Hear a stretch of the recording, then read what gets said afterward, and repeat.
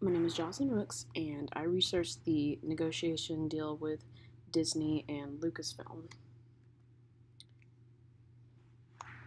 So, in October of 2012, Disney CEO Roger Iger met with one of the most important men, I think, in history, and Lucasfilm Limited owner, CEO, and visionary George Lucas to negotiate Disney's acquisition of Lucasfilm. The negotiation had actually been in the works before it was publicized. It's probably roughly a year or so before they actually met up, where you could say Mr. Iger was sort of courting George Lucas and trying to get acquainted with him, building a relationship there before just going in blind. And I think they had already been friends and stuff, so he was just spending more time just developing that relationship, and they had been discussing it, and it was then in October where George Lucas decided he wanted to go for it. For Mr. Iger, this negotiation was favorable for Disney to invest in sequels and film franchises. The Star Wars saga was perfect for that, and with that, he wanted all. With that, the Lucasfilm, he wanted all that is associated with Lucasfilm, the Indiana Jones franchise, and the movie effects business, such as Industrial Light and Magic, Skywalker Sound, and LucasArts. His plan was to reinvent Disney's film business through acquisitions of popular animated and live action characters. George Lucas definitely still wants to be a part of Star Wars. It's his baby, so makes a lot of sense. This negotiation was a part of his retirement plan. He doesn't believe he'll have the time to really devote to it. He's getting older, and the demand on him as a creator and producer and director will be too much. In 10 years, he'll be 70 years old, and he doesn't know, you know, he's already older, so he didn't know if he would even still be around to foresee the future of Star Wars and to its fullest. So he only requested that Kathleen Kennedy, a close friend of his, take over as head of Lucasfilm.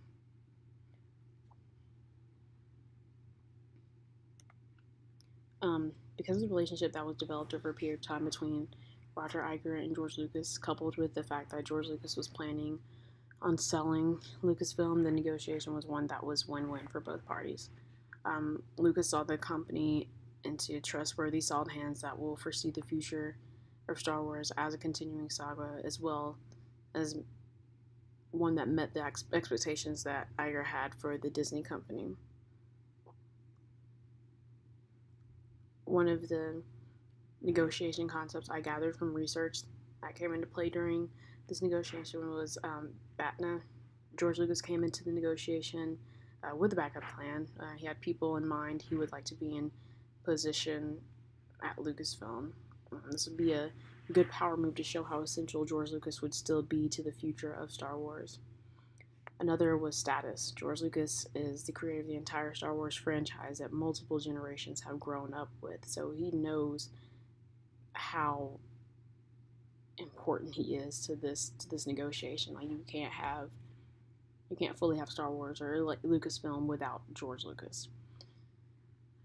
Another concept that was quite evident was the mutual benefits that it created for both parties.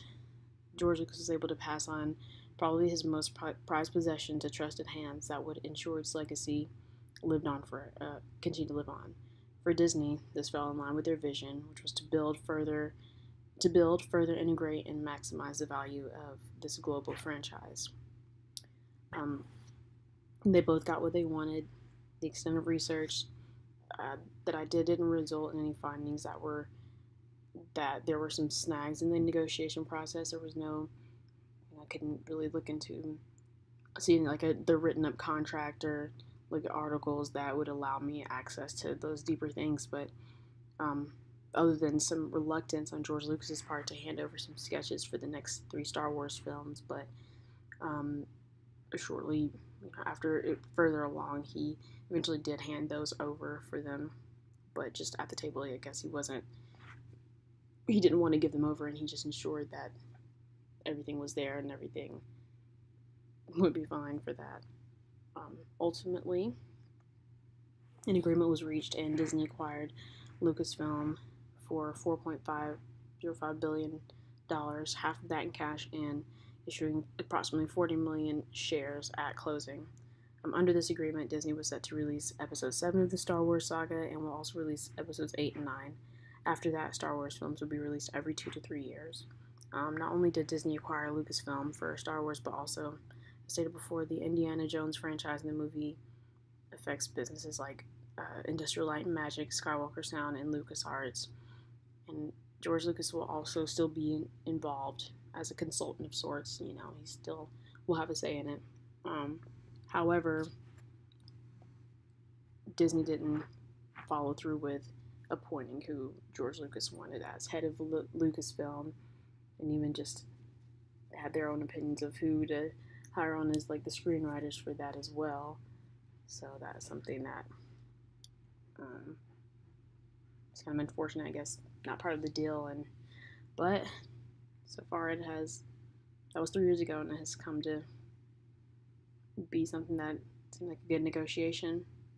So thank you for watching this presentation, and have a good one.